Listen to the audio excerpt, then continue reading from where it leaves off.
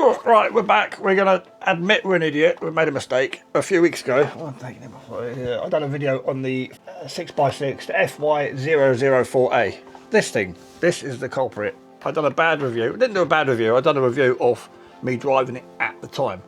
I was using my phone. I think the video was terrible. Yeah, the video was terrible. The camera has changed, and my review on this car.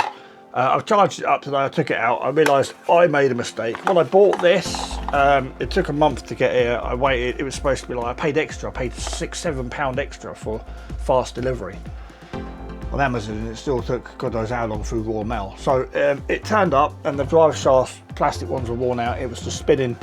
I got no traction. So I put wheel weights in. I put the diffs were rubbish. I put diff oil in there. It was recommended to me.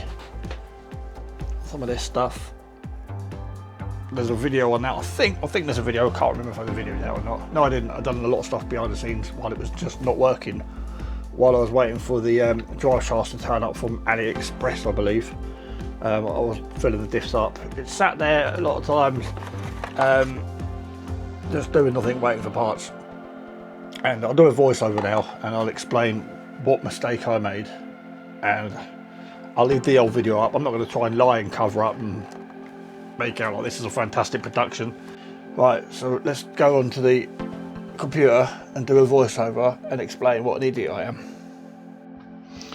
Well, it looks like the controller was set halfway for power. So I'm just turning it up to full power. That might be why it wasn't getting over any obstacles earlier and was just struggling to do anything. So we're going to do a little test run in the garden before it wouldn't get up there at all. It climbs up, lots of power now, but that's the only way to get up. There's no traction, the power's not strong, you need speed and power. You bash this thing through hard enough, it will eventually get over it, just with momentum and force.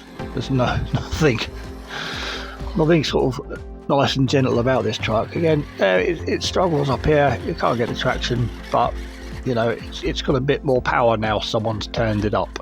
Still getting stuck. Definitely not a crawler. All the other cars I've got climb over this course easily. Some struggle, some spin, but they all get over a bit better than this. Despite the extra wheels, it's not great.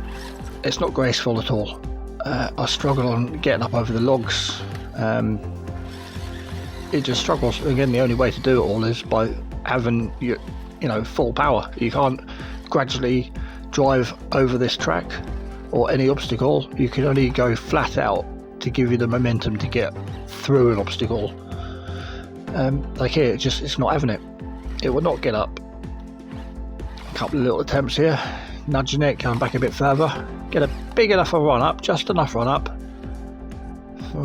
about there. And then flat out. No, I obviously didn't go flat out. There we go, it got up, but you know, with the power, there's no control. So, if you want a nice controlled vehicle, don't get one of these. But however, after driving this now for 20 minutes in the garden, 10–20 minutes, it was fun in a different way than the other cars. There's less control, obviously, on the course, but just ragging it around the garden, up and down outside in the street, fine. But again, here you need to use so much force to get over the smallest of objects. It just launches you in any direction it wants to go. So coming down, obviously no problem there. Coming up the grass earlier, it didn't struggle beforehand, but it was probably on half the power. But it was snagging, you know, the slightest thing was stopping this thing. It just didn't have the power to get over a 10p piece. As we'll see right about now. So it's stuck on a tiniest bit of tuff there, it's stuck. And back again, there you go, axle stopper right there. But nothing else I've got would get stopped there. This is on full power, fully charged up, weighted wheels, oil in the diffs.